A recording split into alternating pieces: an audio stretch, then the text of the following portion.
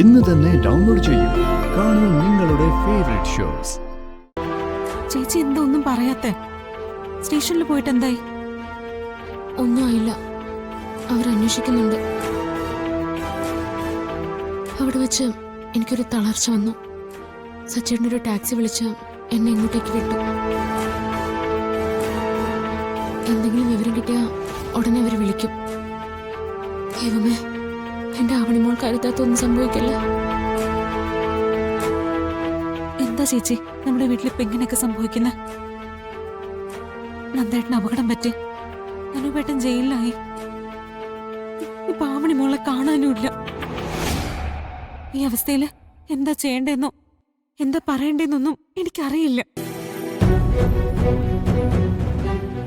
എങ്ങനെയെങ്കിലും ആവണിമോളെ അനുപേട്ടനെ രക്ഷിക്കണം. നിന്റെ ചോദ്യങ്ങൾക്കൊന്നും എനിക്ക് മറുപടിയില്ല. ഇതൊക്കെ സംഭവിക്കുന്ന എന്തുകൊണ്ടാണെന്നും എനിക്കറിയില്ല. അനുപേട്ടനെ എങ്ങനെയെങ്കിലും രക്ഷിക്കാനുള്ള ശ്രമത്തിലാണ് ഞങ്ങള്. അതിനിടയിൽ ആവണിമോളും കൂടി എന്ത് ചെയ്യണമെന്ന് എനിക്കറിയില്ല. അവള് സ്കൂൾ ബസ്സിൽ കയറിയിട്ടില്ല. ആരോ അവളെ കാറിൽ കയറ്റി കൊണ്ടുപോയെന്ന് മാത്രമാണ് വിവരം കിട്ടിയത്. എന്റെ ദൈവമേ, ആവണിമോള് കൊച്ചു കുഞ്ഞുങ്ങളെ പോലും ആളുകൾ ഉപദ്രവിക്കാൻ മടിക്കാത്ത കാലം. ദിവസം ഇതുപോലെ എത്രയോ വാർത്തകൾ നമ്മൾ കേൾക്കുന്നു.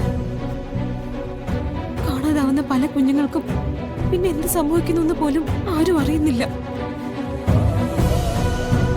അതുപോലെ നമ്മുടെ ആവണിമോക്ക് സംഭവിച്ച പിന്നെ ജീവിച്ചിരുന്നിട്ട് കാര്യമില്ല. നീ വിഷമിക്കണ്ട. അരുതാത്തൊന്നും സംഭവിക്കില്ല. വേണ്ടാത്തൊന്നും നീ ഇപ്പൊ ചിന്തിക്കണ്ട. നമ്മുടെ ആവണിമോള് തിരിച്ചു വരും. അവക്കൊന്നും സംഭവിക്കില്ല.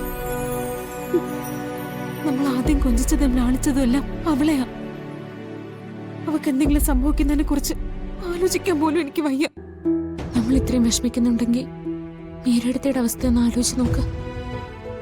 ആകെ തകർന്നു നിൽക്കുക പാവം. അവരുടെ ആകെയുള്ള പ്രതീക്ഷ ആവണിമോള്. അനുപേട്ടനെയും മീരടുത്തിയുടെയും ജീവന അവള്. അവൾക്കൊരു പോറൽ പറ്റിയ പോലും മീരടുത്തി അനുപേട്ടനും പിന്നെ ജീവിച്ചിരിക്കില്ല. ജയിലിൽ കിടക്കുന്ന അനുപേട്ടൻ ഇതെങ്ങനെ സഹിക്കും?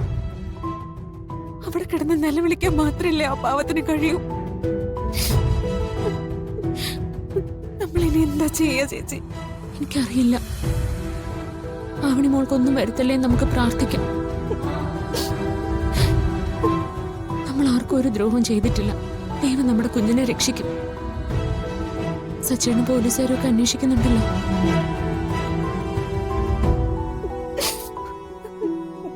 ഞാൻ ഓർക്കായിരുന്നു,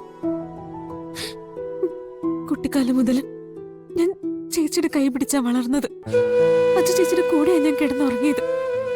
ആവണിമോള് ജനിച്ചപ്പോഴും അവളെ ആദ്യം ഏറ്റുവാങ്ങിയത് ചേച്ചിയാ.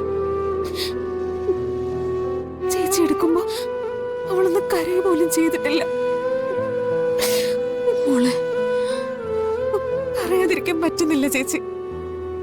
എന്റെ വിഷമങ്ങള് ഞാൻ ചേച്ചിയോടല്ലേ പറയാറ്. ചേച്ചിയുടെ നിഴലിൽ മാത്രമേ ഞാൻ എന്നും ജീവിച്ചിട്ടുള്ളൂ. ഞാൻ മാത്രല്ല, ഇവിടെ എല്ലാരും അങ്ങനെ തന്നെയാ. പക്ഷെ ഇപ്പൊ ദുരിതങ്ങൾ ഒന്നിനു പുറകെ ഒന്നായി നമ്മളെങ്ങനെ തേടി വരുന്നത് എന്തുകൊണ്ടാണെന്ന് മനസ്സിലാവുന്നില്ല.